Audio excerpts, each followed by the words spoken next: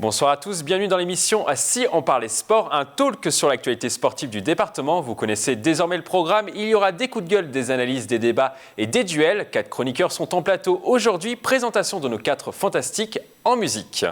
Notre premier fantastique est un cycliste, il est vice-champion du monde de cyclisme sur piste Masters, champion d'Europe en 2013. Si vous le cherchez, il est tout le temps au Vélodrome national de Saint-Quentin-en-Yvelines pour s'entraîner. Je veux bien sûr parler de Yann Dujarrier.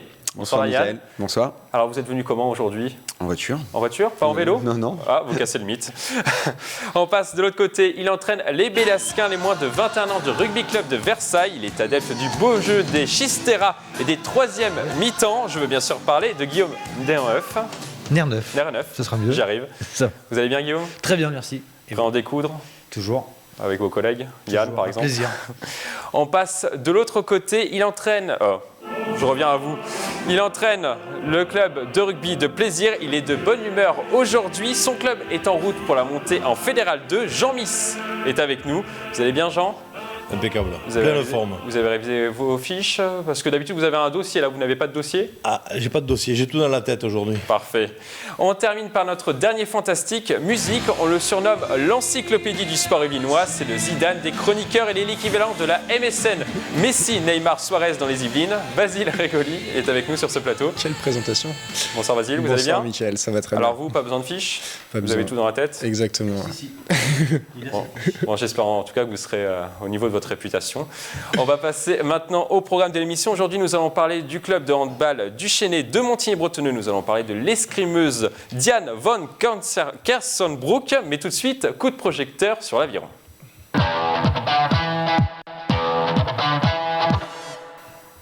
Les régates de Versailles, une compétition centenaire était organisée ce dimanche 13 mars sur le Grand Canal du Château. Organisé tous les 2 ans, le rendez-vous a attiré plus de 1200 rameurs de 35 clubs.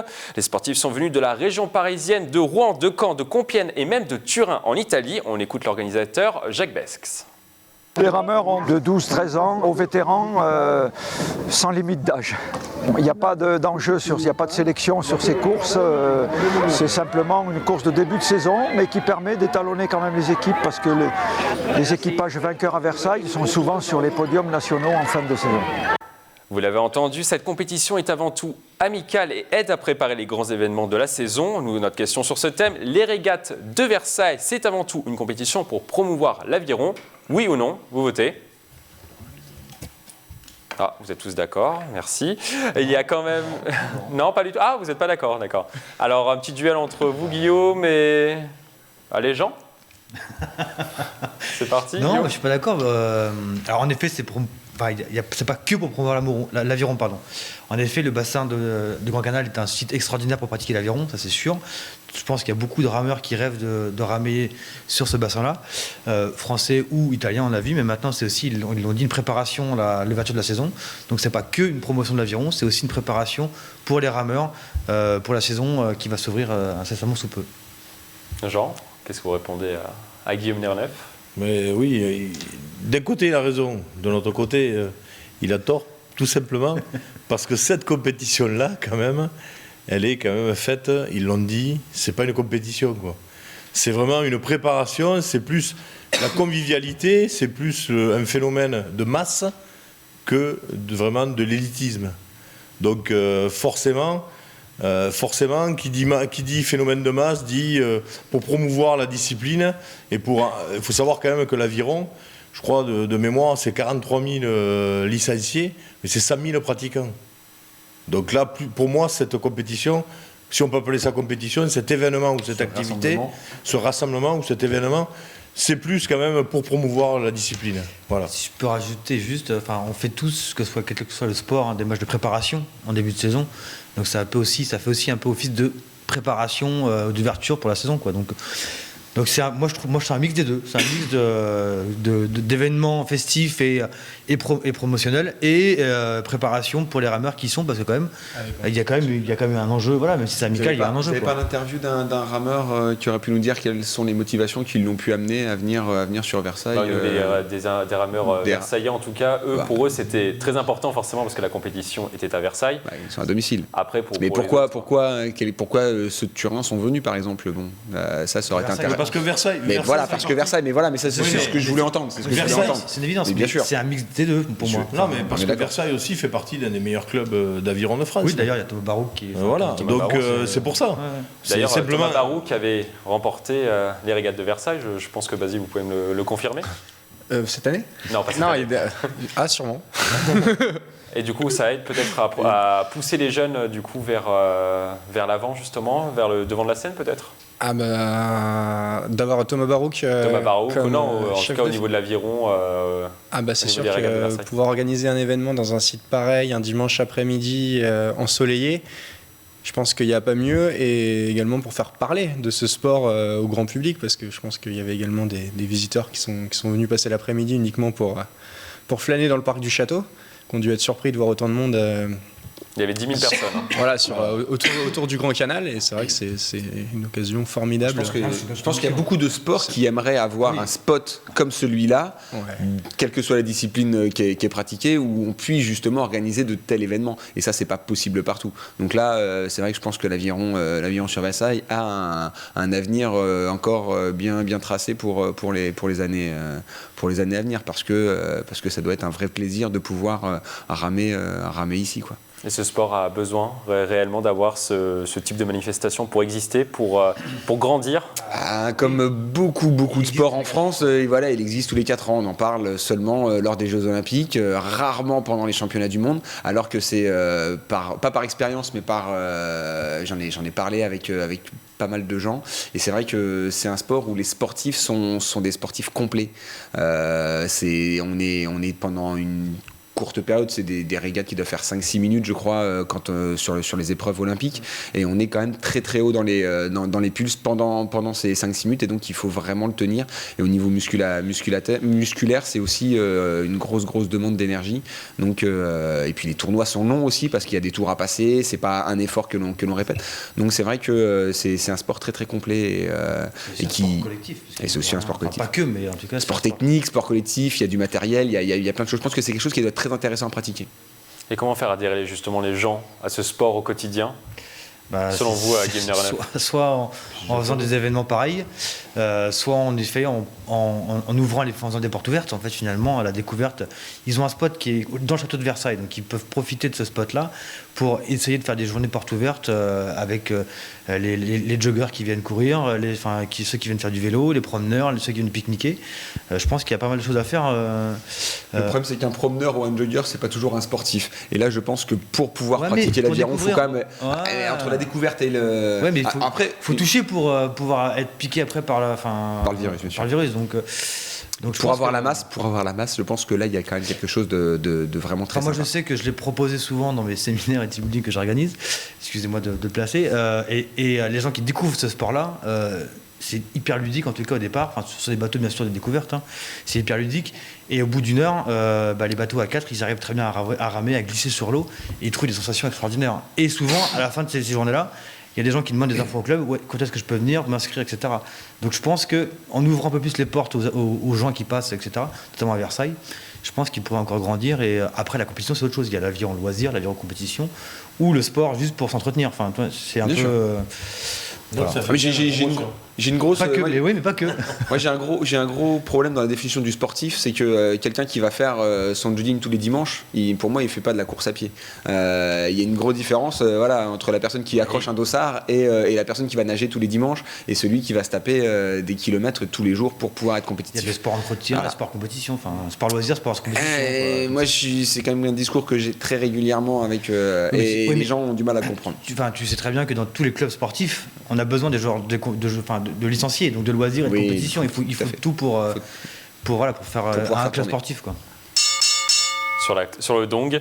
Après cette page aviron, on passe au handball.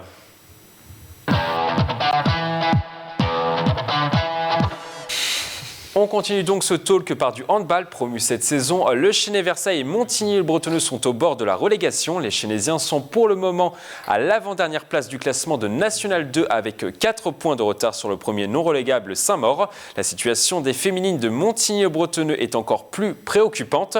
Les Illymontaines sont dernières de National 1 après leur défaite contre Octeville 23-11. La question, qui peut se maintenir? Rouge pour le Chesnay et vert pour Montigny. Selon vous? Rouge pour le Chenet. À vous voter, le temps qu'on vous retrouve à l'écran. Ah, il y a Basile qui est partagé. J'étais un petit peu pareil. Moi, je pense que les deux peuvent encore le faire. Qui peut se maintenir? Voilà. Mathématiquement les deux. Un petit duel entre vous, Basile, et vous, Yann. Allez, d'accord, Yann, mais- c'est parti. Mais j'avais même avis que lui pour l'instant. Moi, j'ai un petit peu regardé. Allez-y, J'ai un Yann. petit peu regardé, c'est vrai que les deux peuvent encore se maintenir. Maintenant, la prochaine journée de championnat est déterminante pour les garçons. Parce qu'ils rencontrent le dernier et donc s'ils perdent, ils vont avoir un trou qui sera trop important par rapport au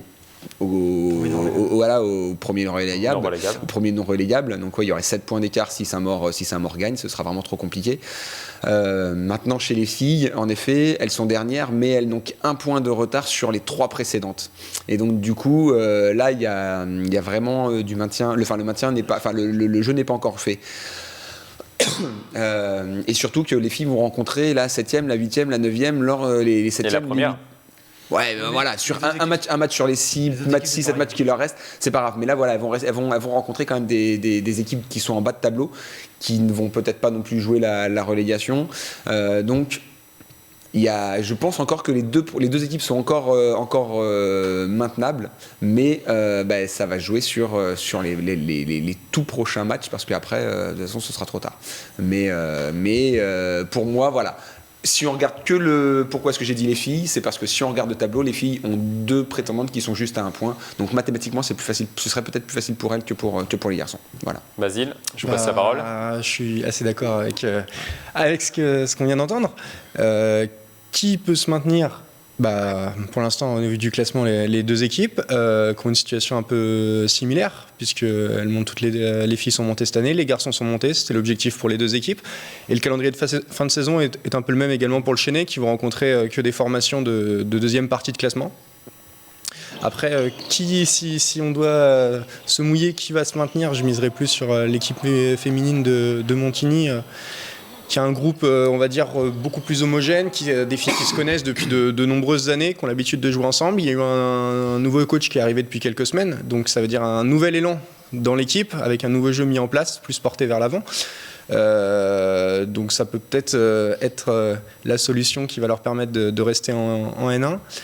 Les garçons, c'est plus compliqué, je crois qu'ils n'ont qu'une seule victoire au compteur. Il y a eu un recrutement l'été dernier qui, pour l'instant, ne semble pas vraiment fonctionner. Il n'y a pas l'alchimie qui s'est totalement créée dans l'équipe. Donc je suis un peu plus dubitatif sur les chances de maintien du Chenet. Guillaume, je vous vois bouillir à côté de Basile. Oui, non. Voilà, on avait parlé un petit peu avant l'émission sur les filles notamment. Et c'est vrai que les filles, les 3 dernières, elles jouent toutes les 3, 4 matchs à domicile. Elles jouent toutes les 3 sur les 6 matchs qui restent, 3 filles du top 6, donc les autres c'est du bas de tableau. Donc voilà, c'est du 50-50. Voilà, je pense que les filles ont un peu plus de chance que le Chenet de se maintenir, notamment par le fait qu'au Chenet, on entend il y a des rumeurs qui courent comme quoi l'ambiance n'est pas tip-top au sein du groupe. Voilà, donc je pense que ça va être un peu plus compliqué pour le Chenet, quoi. Voilà, c'est mon avis. Vous parlez globalement des matchs qu'il y aura à jouer, mais il peut y avoir également un exploit, Jean-Miss, par exemple. Parce qu'on parle par exemple de Montigny qui va affronter. Ils auraient peut-être pu être champion au début de saison même. Ouais, non mais c'est ça, oui, il a raison. Non mais là par contre. Il peut y avoir des exploits quand même. Oui, il peut y avoir des exploits, mais je reviens sur ce que a dit Basile. Le fait d'avoir un nouvel entraîneur, lui, il prend ça pour un nouvel élan. Et là, je réagis toujours un petit peu en tant qu'entraîneur. Et c'est pas évident quand même de mettre en place quelque chose rapidement. Bien sûr. D'accord ? Et moi, je vise plutôt plus. Justement, c'est pour ça que j'ai voté un peu contre vous, parce que je mise plus sur la continuité et ce qui est en place, parce que c'est plus facile effectivement de créer un exploit lorsqu'on a un groupe qu'on connaît et qui est capable de le faire sur un ressort psychologique que sur une mise en place avec un nouvel entraîneur qui a besoin quand même un petit peu plus de temps.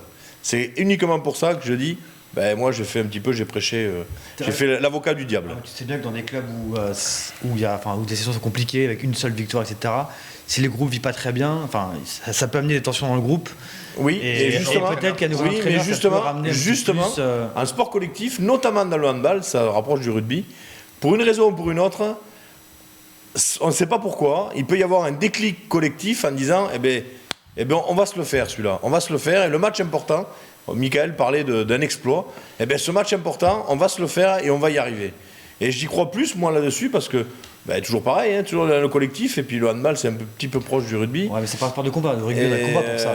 Non, le handball, c'est proche, c'est très proche. Ouais, c'est très proche. Mais... Moi dans l'esprit, dans l'état d'esprit, oui, je miserais plus pour eux. Sauf que là, on est arrivé à un point dans l'équipe féminine de Montigny où il y avait vraiment un clash qui était entre l'entraîneur qui était en place avant et certaines joueuses, à tel point qu'il n'y avait plus de communication. Donc à un moment, c'était... Oui, mais non, mais je ne reviens pas sur le clash d'avant. Je reviens pour vous, Basile, c'est bénéfique, ce changement d'entraîneur? D'après, on verra en fin de saison. En tout cas, c'est ce que une fois que le nouveau coach est arrivé, elles avaient gagné un match d'1 point, si je me souviens. Ouais, c'est voilà. ça, oui, mais justement, c'est l'effet. Elles ont perdu un autre match juste après. Voilà, c'est l'effet qui se coule, c'est-à-dire c'est le renouveau. Donc là, on marque le coup parce qu'on a tout fait pour virer l'entraîneur puisqu'il y a eu un clash. Donc au niveau des joueurs, des joueuses, là, on marque le coup et on gagne d'un point. Mais après, j'aurais tendance à dire chasser le naturel et revient au galop. Et est-ce que sur la fin de saison, est-ce que c'était vraiment la faute de l'entraîneur avant? Oui, après on connaît pas les mots non plus.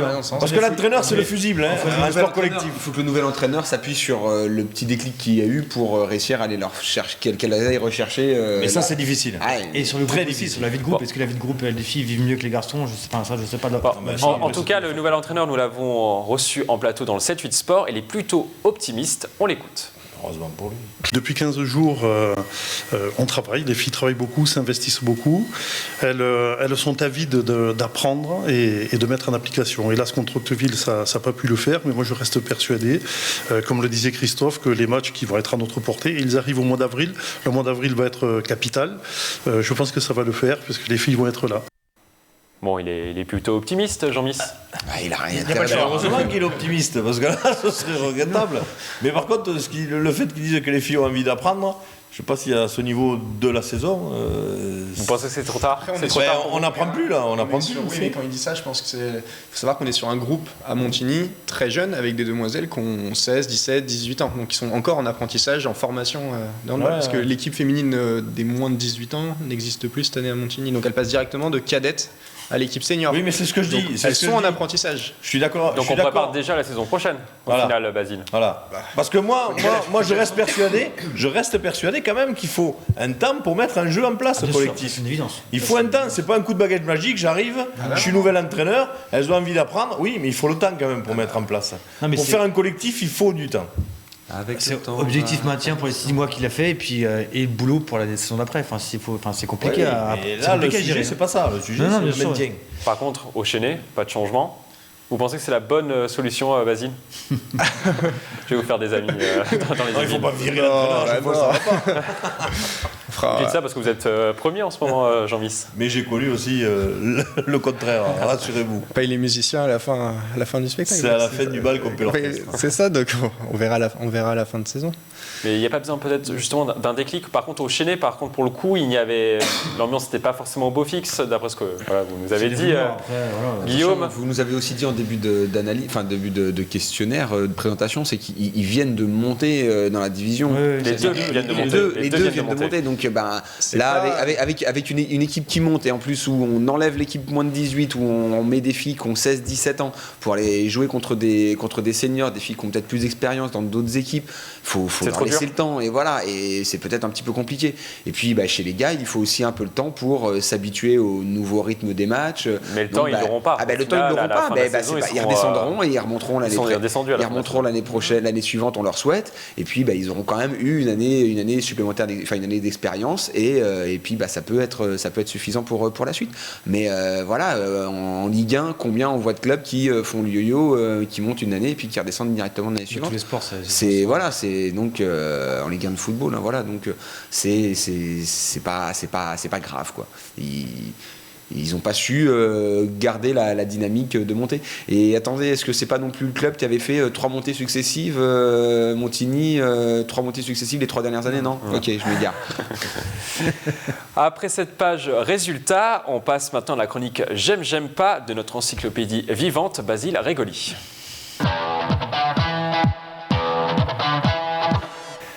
Notre chroniqueur Basile Régoli nous présente ses tops et ses flops du week-end dans le département. On commence tout de suite par le premier j'aime, jingle.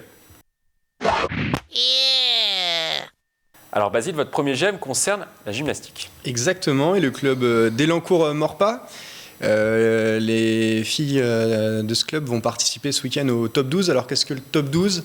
C'est en fait le championnat de France par équipe en gymnastique qui rassemble les 12 meilleurs clubs de France. C'est la deuxième fois de leur histoire que le club d'Elancourt-Morpas va y participer. La dernière fois c'était en 2013. Donc elles ont réussi l'an dernier, faut le dire, le petit exploit de terminer deuxième de la deuxième division française et donc de décrocher leur billet. Et pourquoi un GEM ? Parce qu'elles vont se présenter ce week-end en Vendée avec une équipe 100% française. C'est le seul club des 12 présents qui alignera que des gymnastes tricolores. Et surtout formés au club, issus du département. A contrario, on retrouve dans les autres formations présentes des Ukrainiennes, des Russes, des Hongroises qu'on verra sûrement cet été aux Jeux Olympiques. Donc affaire à suivre, évidemment, avec un objectif de maintien au top 12 qui serait un bel exploit avec l'effectif aligné. Jean-Miss, il y a plus de mérite de monter une équipe avec des joueuses du cru, des joueuses locales ? Oh bah oui, ça, c'est sûr, hein, n'importe quelle discipline. Je suis pas un spécialiste de la gymnastique. Merci. Et je le fais, mais quand je le fais, c'est vraiment... Après un soir de montée, ouais.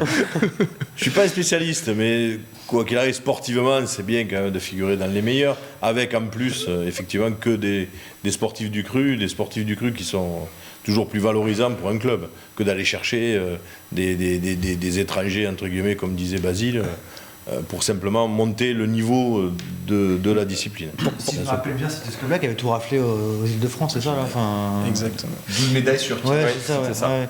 Et ce qu'on disait, c'était J'ai pas ça tout raflé, moi. Mais Ouais, enfin, pas tout raflé, mais bon, On a 95%, Yann. Pardon, excuse-moi. Au cyclisme, c'est l'école des fans, c'est pour ça qu'ils touchent une médaille.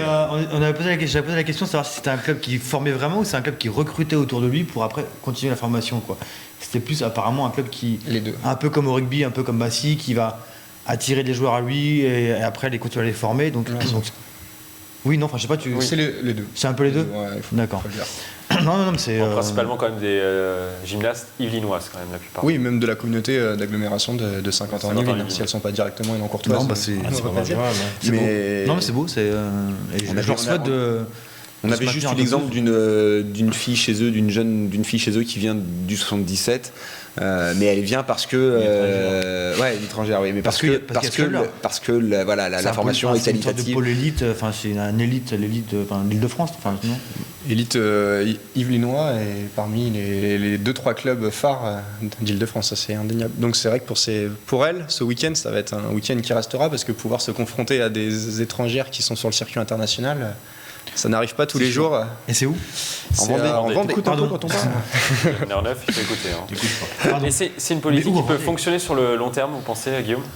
Ah bah oui, bien sûr. Bien sûr. Après, il faut avoir un budget parce que ça coûte de l'argent. Bien former, ça coûte plus cher en général que de recruter des joueurs directement formés. Donc voilà, il faut avoir de l'argent. Après, c'est une politique de club, de président. Le bureau a décidé de faire cette politique-là.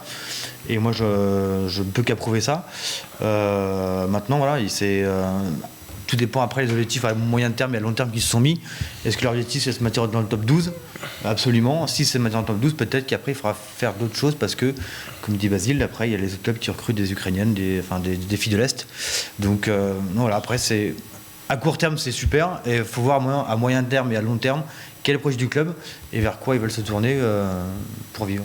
Yann, c'est la détection vraiment qui fait la différence dans cette politique ? Je pense que c'est plutôt la formation qui fait la différence. Et puis après, peut-être la détection des jeunes talents du secteur. Détection mais formation des jeunes talents du secteur, tout simplement. Tirer le meilleur d'un athlète, c'est pas ce qu'il y a de plus compliqué. C'est pas ce qu'il y a de plus compliqué. Il faut simplement donner confiance et puis avoir les possibilités de le faire travailler dans de bonnes conditions. Donc s'ils ont la structure suffisante, et puis l'amour de cette formation, ils s'aiment et ils arrivent à récolter les résultats. On passe au deuxième GEM de Basile, jingle. Il concerne l'escrime. Il n'y a pas que les Vinoises Astrid Guyard qui rafle les médailles. Qui dans les rafle et Yvelines. qui est également, depuis ce week-end, qualifié pour les Jeux Olympiques de Rio. Effectivement. En battant en quart de finale la championne olympique italienne Di Fontesca. Donc déjà... Félicitations à Voilà. elle. On peut la féliciter. Mais cette fois, on va parler d'une autre escrimeuse, beaucoup plus jeune, seulement 17 ans. Elle est licenciée au club du Chesnay, elle s'appelle Diane Von Kesbroek. Cette demoiselle a participé le week-end dernier au championnat d'Europe junior en Serbie. Et pour sa première année dans la catégorie, elle est devenue vice-championne d'Europe par équipe, avec ses coéquipières de l'équipe de France. Et 21e en individuel. Alors c'est une belle performance parce que sur le circuit mondial, depuis le début de saison, depuis septembre, elle n'avait encore jamais réussi à monter sur un podium par équipe, les Françaises. À chaque fois, c'était des 5e, 6e, 7e places. Et puis là, il y a eu un quart de finale contre les grandes favorites. Les grandes favorites, c'était les Italiennes. Elles ont réussi à faire cet exploit et derrière, elles ont rejoint les demi-finales, puis la finale, elles se sont inclinées contre les Russes, je crois. Donc voilà, une petite jeune qui monte, qui va participer ce week-end, qui est repartie déjà, elle est revenue de Serbie, elle repart aujourd'hui en Roumanie pour disputer sa première Coupe du Monde senior à seulement 17 ans. Et puis elle enchaîne dans 10 jours sur le championnat du monde junior qui aura lieu lui à Bourges. Donc elle n'arrête pas. Voilà, ça n'arrête pas et on lui souhaite d'aussi bons résultats que celui obtenu en Serbie. Et c'est la relève, vraiment, à votre avis, Basile? La relève des grandes escrimeuses? Basile? C'est épée.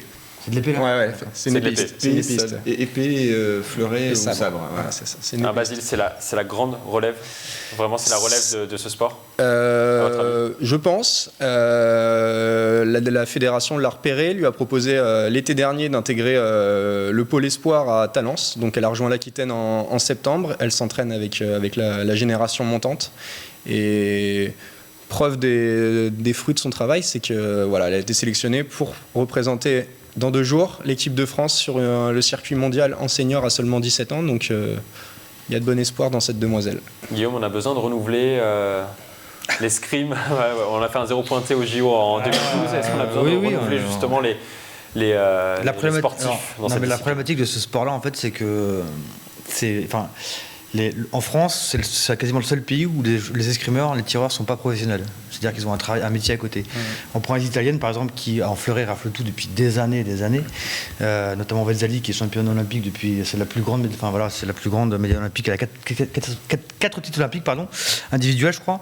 Elle est pro, quoi. Elle est pro, donc elle en fait toute la journée, 365 jours par an. Enfin voilà, quoi. Et en France, on a un métier. Ils tirent le matin, ils vont bosser l'après-midi, la journée. Donc c'est plus un système qu'il faut changer pour avoir des escrimeurs compétitifs à haut niveau que des générations. Les générations, on a toujours une bonne formation d'escrime en France. Il ne faut pas se leurrer.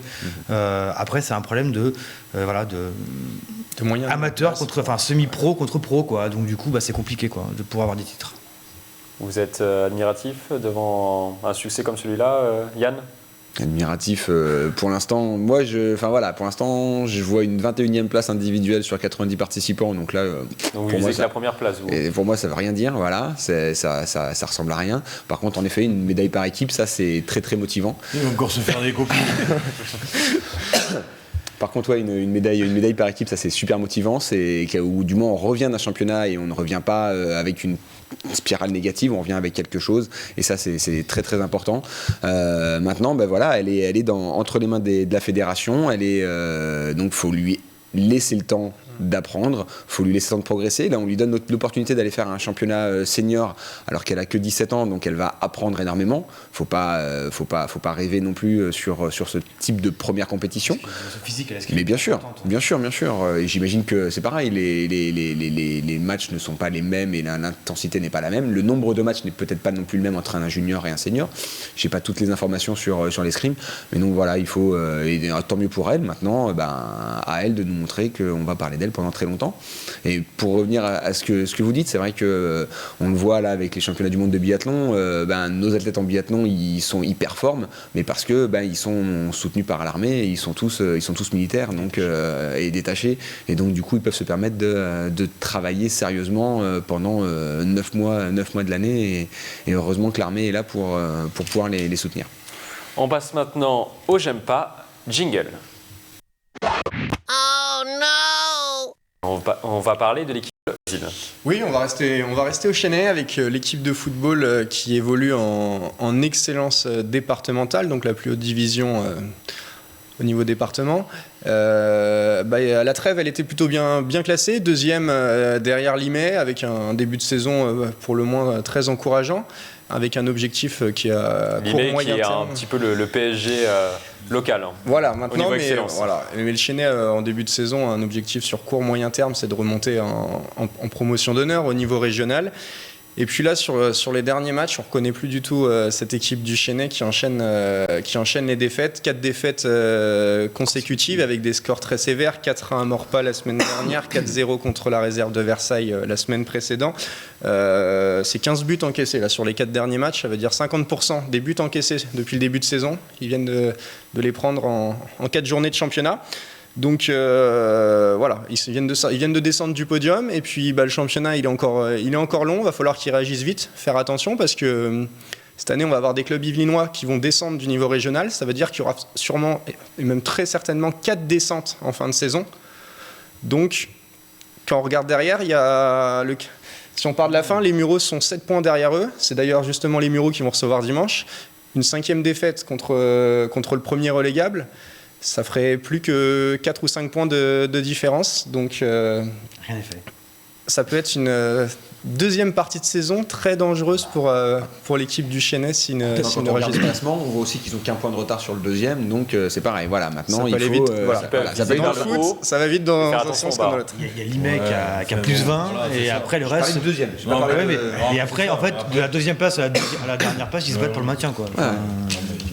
Si en plus il y a 4 places qui descendent, c'est énorme. Là, ça va être des matchs. Prêt. Et il y en a un qui commence dès dimanche avec justement les Mureaux. Et comment s'explique justement cette frilosité en défense, Basile ? Problème avec la défense. Je vais reprendre une phrase célèbre, il y a un grand problème en défense. Faut muscler le jeu, quoi. Vous des blessés. Ouais, non, même pas un problème forcément d'effectif comme on peut l'entendre souvent. Ils mettent un gardien. après les défaites. Mais peut-être un manque de concentration sur ces matchs. Après l'objectif étant la première place qui est perdue. Il y a peut-être un relâchement qui s'est fait automatiquement. Ouais. Et comment on explique justement qu'une équipe marche si bien en première partie de saison et s'écroule totalement en seconde partie de saison, alors que finalement les joueurs sont les mêmes ? Ouais, non mais simplement parce qu'en début de saison, je pense que l'objectif pour le club était la montée. Là, quand on voit Limay avec 20 points d'avance et quand on sait que c'est le premier qui monte, je pense que la démotivation, elle se fait d'elle-même en disant bon, ben, c'est plus la peine, on ne montera pas, donc c'est plus la peine c'est peut-être ce qui explique cette deuxième partie de saison, ce début de deuxième partie de saison où c'est un petit peu plus... c'est la cata. C'est catastrophique. Maintenant, je pense qu'ils vont se ressaisir. Ils vont se ressaisir pour quand même rester dans le fond. Ils ont quand même un petit peu... Même s'il y a 4 qui descendent, ils ont quand même un petit peu d'avance. Ouais. On passe à présent à votre dernier J'aime pas, jingle. Oh no! Donc... votre dernier J'aime pas concerne le handball. Le handball, l'équipe masculine de Versailles, de notre ami Alexandre Taillefer, malheureusement absent aujourd'hui. Il y a un mot d'excuse, mais il ne pourra pas me contredire comme ça. Les absents ont toujours tort, Basile. Voilà, c'est un petit peu un peu la même histoire que l'équipe de foot du Chennai. Plutôt très bon en première partie de saison. Ils étaient en tête de leur championnat à la trêve. Et puis depuis, c'est un peu plus compliqué. Ils ont perdu des matchs contre des concurrents directs. Il y avait eu Plaisir en janvier, il y a eu le Paris Sport Club en février. Et puis le week-end dernier, ce match perdu à Roissy de 7 buts, qui automatiquement inhibe les chances versaillaises de remonter en N3 l'an prochain. Pareil, on aurait voulu avoir un peu plus d'explications avec Alexandre sur les difficultés rencontrées par son équipe récemment, parce que surtout à domicile. J'ai regardé depuis le 17 octobre, ils n'ont pas gagné un match à domicile. J'ai un petit message perso, on va se déchaîner. Moi je pense que c'est très simple, il a été trop pressant pendant les 5 premiers mois de la saison et donc du coup là ces joueurs sont fatigués et ils ne peuvent plus suivre la pression qu'il leur a mis depuis le début de saison. Voilà, donc vous pensez que le responsable c'est Alexandre Taillefer? Pour moi il n'y a que l'entraîneur qui est responsable sur cet échec et j'espère qu'ils vont réussir à obtenir leur objectif, mais voilà pour moi il pourra se défendre dans 15 jours. Bon, j'ai eu Alexandre Taillefer au téléphone, il m'a expliqué un petit peu la situation du club. Apparemment, les Versaillais ont perdu leur gardien titulaire qui n'est pas venu depuis 2 mois à l'entraînement. Du coup, il ne joue pas forcément, sans explication. Et par conséquent, ils encaissent beaucoup de buts suite à son départ. Voilà, c'est l'une des raisons pour lesquelles ils sont mis en déplacement. Ils en ont mis. Apparemment, il n'est pas formé pour jouer à ce niveau-là. Ouais, je voudrais juste rebondir, pas trop fort quand même sur Yann, mais rien que pour défendre Alex quand même, qui est absent, je vais faire l'avocat du diable, mais en sport collectif, c'est facile de taper sur l'entraîneur. Ouais. Non, mais c'est facile de taper sur l'entraîneur, c'est-à-dire que lorsque tout va bien, c'est grâce aux joueurs, lorsque tout va mal, c'est la faute de l'entraîneur. Voilà, donc... mais oui, mais bon, alors on n'a pas tous les tenants et les aboutissants. Tout ce qu'on sait, c'est que là, les joueurs, entre le gardien qui ne vient plus, on ne sait plus comment, on ne sait pas pourquoi, pardon, et certains joueurs, d'après ce qu'on a entendu dire, qui ne viennent plus aux entraînements, c'est un petit peu comme le football américain la dernière fois. S'il n'y a personne, ça va être dur de continuer à travailler. Donc collectivement, on ne connaît pas exactement ce qui se passe. Je ne sais pas si Alexandre leur met trop de pression. Mais bon, on va dire que l'entraîneur, il faut l'accepter. C'est le fusible d'un sport collectif, c'est le fusible. Donc c'est plus facile de virer un entraîneur que de virer une équipe. Guillaume, l'équipe ne pourra pas monter cette saison. C'est peut-être pas là la raison justement de cet échec sur ce dernier match. Oui, c'est un peu comme ce qu'on disait. Il y a peut-être un manque de motivation c'est ça, c'est sur le Chennai, un petit peu sur le foot du Chennai, quoi. C'est que à un moment donné, si l'objectif est de monter, puis qu'on voit que l'objectif n'est pas atteignable, après il y a la pression retombe et puis on joue le ventre mou, quoi. Jouer le ventre mou, c'est jamais. Voilà, on est là, on joue, quoi, mais on joue pas pour ni pour la montée ni pour le maintien, donc. C'est bien parce qu'on s'est maintenu, mais derrière, ils viennent d'arriver, il y a quand même quelque chose à préparer, il y a l'avenir à préparer. Je suis d'accord, mais donc c'est un peu dommage, alors qu'il y a eu un très très bon début de saison, c'est un peu dommage de tout casser comme ça, parce que justement, il faut continuer à travailler, même si l'objectif de la montée n'est plus en vue. Ouais, mais on ne sait pas après ce que fait Alexandre à l'entraînement, mais peut-être qu'il justement il prépare un nouveau système, il pose sur déjà la saison d'après sur un nouveau système de jeu. Je ne sais pas, toi peut-être. Mais s'ils viennent pas. J'ai du mal avec vos discours là, parce que je suis désolé, mais quand je mets un dossard sur le maillot, moi je prends n'importe quel départ de course, j'ai toujours envie de gagner. Non, mais c'est un sport individuel. Mais nous, quand on est 80 au départ d'une course, il y a un vainqueur à l'arrivée. Les autres. À partir du deuxième, on est tous perdants, on est d'accord. Donc du coup, mais moi, et donc je comprends pas que quand on est là sur un sport co, on vient le dimanche, on a fait le déplacement pour venir sur un match, on a fait je comprends pas qu'on n'ait pas envie de gagner et qu'on mette pas tout en place pour y arriver. Pour les supporters également. Pour les supporters et pour. Je te dis pas que il faut faire ça. Je te dis, on voit bien même sur ton sport, le cyclisme sur piste. Sur piste ou sur route. Non, mais François Pervis, il a fait sa petite finale, il l'a pas couru, quoi. Donc ça arrive aussi à des grands champions d'aller sur une compète et se dire je vais sur la compète, soit en préparation comme ils l'ont fait aussi pour aller juste faire des courses, ce qu'ils appellent tourner, ou je sais plus ce qu'ils appellent là, mais voilà. Dérouler. Je sais plus comment ils appellent ça, mais voilà, donc ça arrive dans tous les sports. Et maintenant en sport co c'est aussi compliqué. C'est vrai que c'est comme une notion de plaisir qui doit exister quand même pour les sportifs amateurs, et encore plus pour les sportifs amateurs finalement. La notion de plaisir. Et le plaisir, c'est aussi les victoires sur un groupe qu'on vit ensemble, quoi. Mais bon, voilà, après, je sais pas, je suis pas dans le groupe, mais c'est vrai que la motivation, parfois, elle peut chuter.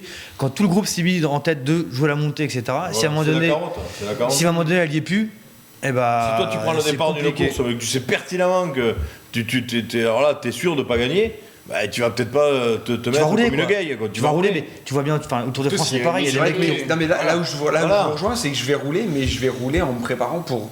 Et ben voilà, les échéances. Ils se préparent, ils restent à la maison. Voilà. Peut-être. Après ce débat enflammé, on continue cette émission par notre rubrique débat.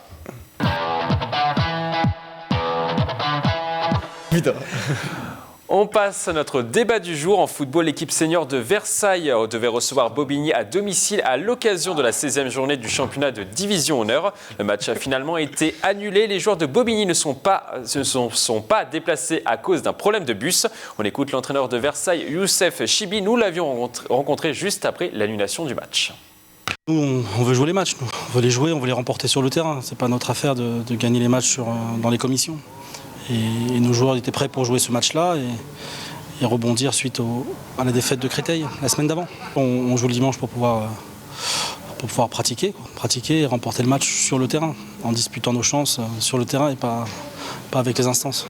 La commission s'est finalement réunie et a statué sur la rencontre. Le match Bobigny contre Versailles est reporté à une date ultérieure. Le club ne gagnera donc pas le match 3-0 sur tapis vert. Ce report est-il un scandale, messieurs? Vous votez? Oui, non? Mais si, surtout c'est pas la première d'accord. fois que Bobigny fait tout, quoi. C'est pas, Yann, allez-y, commencez. La problématique, elle est là. C'est surtout que Bobigny, ils en sont pas à leur premier coup. Apparemment, ils avaient des joueurs qui étaient peut-être blessés sur ce dimanche-là, ou pas assez d'effectifs pour pouvoir assurer le match. Eh bien, du coup, on dit que le bus, il est en panne. Ok, quand on vient sur un match de foot, on vient à 15, mais 15, ça fait 6 voitures, et puis, Voilà. on est d'accord. Voilà, parce que là, moi, je veux bien tout attendre quand même. Scandaleux, quoi. Et ouais, non, mais il jouerait à Marseille, que tu dises on n'a pas pu se déplacer, il y a eu un problème de transport, je veux bien. Mais là, c'est pas la faute finalement du club, c'est quand même la faute de la fédération ou du district qui juge ce dossier, en leur donnant raison finalement de ne pas se déplacer et de dire ah ben on peut pas jouer parce qu'on a eu un problème de bus. Non mais faut arrêter, ils prennent des voitures, ils vont un Bobigny-Versailles. Oui. Non, là c'est inadmissible. Moi, j'ai le contre-exemple en rugby ou dans le championnat Belasquin où j'entraîne, il y a Vannes qui s'est déplacé. Les moins de 21 ans. Les moins de 21 ans. Vannes s'est déplacé à Antony pour jouer, au Plessis-Meudon pardon pour jouer. Ils sont venus en minivan. Pareil, il y a un minivan qui est tombé en panne sur la route. Donc il y a 2 minivans qui sont arrivés à l'heure, et le troisième est arrivé en retard le temps que. Voilà. Et ben, ils ont eu match perdu, pas de problème, ils sont déplacés, finalement quand même, mais match perdu avec 0 points, et 5 points de bonus, enfin 5 points pour la victoire pour Plessis-Meudon. Et il n'y a pas eu même pas de commission d'appel, c'est comme ça, c'est le règlement, basta. Enfin, je veux dire, c'est scandaleux que Bobigny arrive à avoir ce match reporté sous prétexte d'un pseudo, un problème de voiture ou de minibus. Surtout, c'est pas la première fois. Mais voilà, donc là, les instances du foot Île-de-France, je pense que c'est Île-de-France qui prend une décision. C'est le district, non? C'est La Ligue, c'est le championnat régional. Dommage que Moustapha soit pas là, on aurait pu.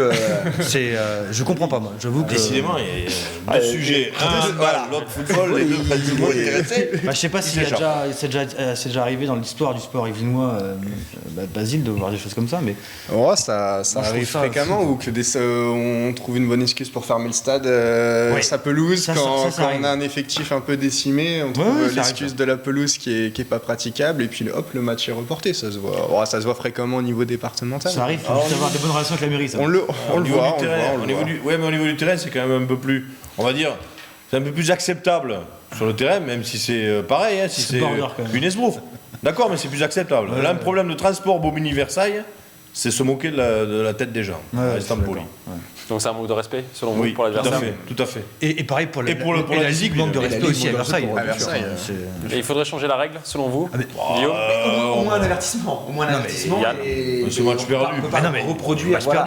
Ils l'ont déjà fait une fois, ça passe, mais pas deux fois. Ils ont un forfait, ils ont une amende parce qu'un forfait c'est une amende, un forfait. Ils ont moins 2 points parce qu'en rugby c'est moins 2 points aussi au championnat, et puis on n'en parle plus. Ils vont pas s'amuser à le faire 50 fois, c'est sûr. Après ce débat, on passe au traditionnel défi du jour.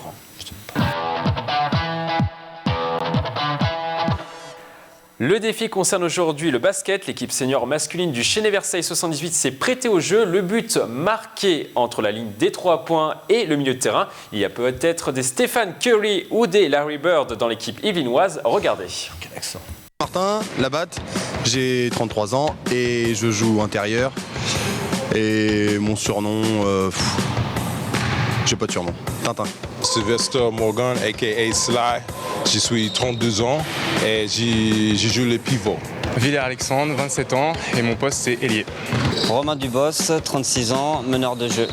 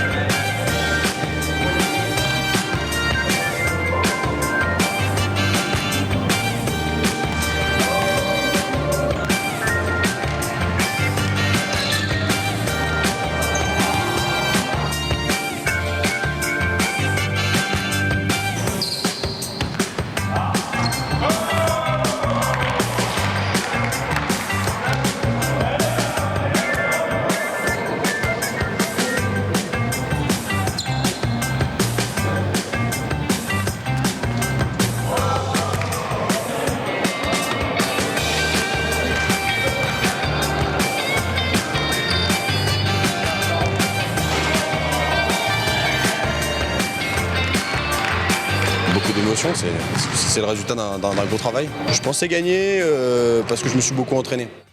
Yann, une réaction par rapport à ce jeu? Moi j'ai trouvé l'américain énorme, voilà, il a le style, il est grand, non mais voilà, il a le style, il se prend pas au jeu et c'est cool. Je pense que c'est une très très bonne recrue pour Versailles, le Chénet, et j'espère qu'il va rester un petit moment quand même. Bon, il n'a pas gagné par contre. Lui il n'a pas gagné, mais il s'amuse et on le voit, il s'amuse et donc il apporte au groupe, c'est sûr. Et vous êtes surpris que ce soit pas un américain justement qui gagne ce jeu? Mais non, c'est des. Je suis pas sûr que lui. Excusez-moi, c'est un jeu à la C, hein, voilà. Je suis pas sûr qu'il ait vraiment joué le jeu, lui. Parce qu'il s'est plus amusé. Il a mis des difficultés supplémentaires pour ce jeu. Oui, il n'a peut-être pas compris les règles parce qu'il parle pas français. Je sais pas. Il commence à bien maîtriser le français. Je suis 32 ans. On passe à présent au coup de gueule d'Arnaud Le Gouic.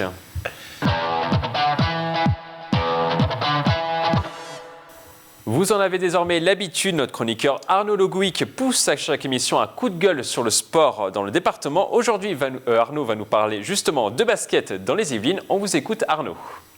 Merci Mickaël.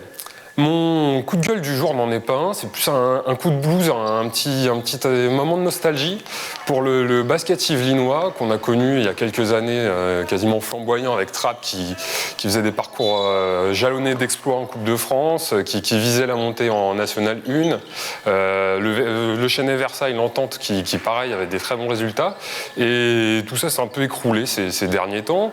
Il ne reste plus qu'une équipe yvelinoise en National 2, c'est Poissy, qui a longtemps lutté cette saison pour le maintien, c'est pas complètement terminé. Le Chénet Versailles est maintenant en régional, c'est bien moins par rapport à une certaine époque. Voilà, je voulais juste dire que c'est dommage qu'on en soit arrivé là. Il y a quand même un petit espoir, c'est les jeunes. Il y a l'élan Yvelines Basket, qui est un conglomérat de joueurs de Morpa, de Poissy, du Chénet et de Versailles, qui a été champion de France donc en U17 l'année dernière. Ça veut dire qu'il y a un vivier, il y a quelque chose à construire, et voilà, j'ai envie de rêver un peu et de me dire qu'il y a encore un espoir. C'est peut-être le moment du rebond pour le basket yvelinois. Vous êtes d'accord avec Arnaud, c'est dramatique pour les Yvelines d'avoir régressé à ce point-là au niveau du basket. Vous votez oui, non? De toute façon, on en parle quasiment tous les 15 jours. C'est les Yvelines, ça devient... Vous êtes, vous adaptez par rapport aux autres. Non, mais les Yvelines, ça devient quand même un peu, on va dire pitoyable, mais le sport collectif dans les Yvelines, ça devient difficile, quoi. C'est à l'image de ce qui se Donc, c'est à se demander si c'est pas en relation avec les baisses de subventions de l'État. Je pense que les subventions de l'État, les baisses sont pour tous les sports et pour toutes les régions. Non. En 93, c'est pas le même. Dans le département, on a une densité de clubs qui étaient au niveau national en basket qui est plus importante que dans d'autres départements en province. Ouais, donc, le gâteau est divisé en plusieurs parts. Le gâteau est divisé en plusieurs parts. La région donne plus d'argent entre guillemets aux départements sensibles qu'aux départements 92 et 78. Évidemment. Donc ça joue aussi, quoi. Il n'y a pas que ça, mais ça joue un petit peu quand même. On en a déjà parlé avec la formation aussi, nos jeunes qui partent faire des études à droite à gauche, alors que c'est peut-être pas le cas partout. Donc c'est vrai qu'on est sur une problématique plusieurs problématiques qui font que on a ces résultats qui sont en baisse depuis quelques temps. Est-ce qu'un jour on verra le Grand Versailles en Coupe d'Europe, les féminines en Coupe d'Europe Maintenant, ce qui est dommage, comme le soulignait Arnaud, c'est qu'il y a eu un très bon projet qui a été mis en place dans le département pour créer vraiment une entente rassemblant les meilleurs jeunes dans les catégories U15, U17, U18, et qui rassemble donc des jeunes de 4 clubs. Et les résultats sont là, un champion de France en U17, parmi les 5-6 meilleures équipes en U19 l'an dernier. Mais malheureusement, vu qu'il n'y a pas une équipe fanion dans le département qui a un niveau supérieur à la N2, dès qu'il y a des joueurs vraiment qui sortent de ce lot, ils sont tout de suite récupérés par Nanterre, le Paris, le Valois ou d'autres clubs aux alentours. Il faudrait vraiment qu'il y ait un club qui puisse atteindre le niveau N1 aux portes du monde semi-pro ou professionnel. C'est le lot de tous les sports co, c'est le propre. Malheureusement. Pareil, parce que le talent est là, mais on peut les accompagner jusqu'à un certain âge, mais ensuite c'est difficile. Ouais. On termine cette émission par un dernier petit débat sur le PSG, virgule.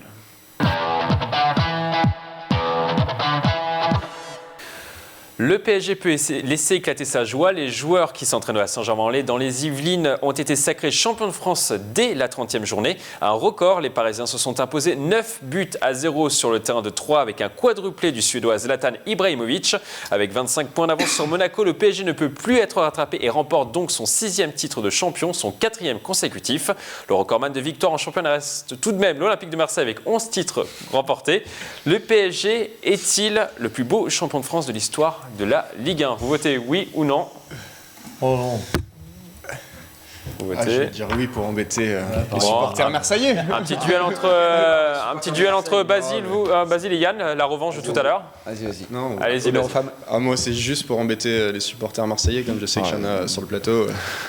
Allez-y, Basile. Non, alors moi, je vais simplement expliquer pourquoi je vote contre. Ok, très bien, mais même moi qui suis supporter de Marseille, j'ai mis Paris vainqueur en début de saison sur le championnat. Je pense pas que je vais gagner beaucoup d'argent avec ça, mais c'est pas grave. Voilà, on savait dès le début de saison que Paris serait champion, et alors en plus ça a été encore plus facile puisque derrière il n'y a pas de concurrence.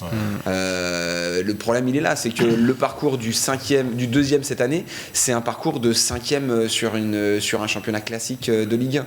Donc Roland Courbis le disait quand il est arrivé à Rennes. Voilà, c'est juste pitoyable. Donc, donc ça facilite la victoire de Paris, qui reste très bien. Enfin voilà, c'est normal. Voilà, c'est juste logique. Maintenant, ce que je leur souhaite, c'est de faire un très beau parcours en Ligue des Champions, et au moins là, ils vont montrer qu'ils ont continué de progresser, parce que l'objectif, c'est quand même d'aller chercher une demi là-dessus. Mais pour moi, c'est pas le plus beau titre de champion de France, loin de là. Je pense que un beau champion de France, c'est quand il y a de la confrontation, et je l'ai déjà dit, c'est à vaincre sans périple, on triomphe sans gloire. Sans périple. Non, à vaincre sans périple, on triomphe. Sans péril, on triomphe sans gloire. Non, parce que je suis pas vraiment d'accord. Bien sûr que les beaux championnats, c'est quand à la fin, ça joue dans la journée, il y a du suspense, etc. Maintenant, faut quand même, il faut les jouer ces matchs-là contre les équipes qui défendent à 10 derrière. Il faut marquer des buts. Faut y aller, quoi. Même si t'as beau avoir la meilleure équipe.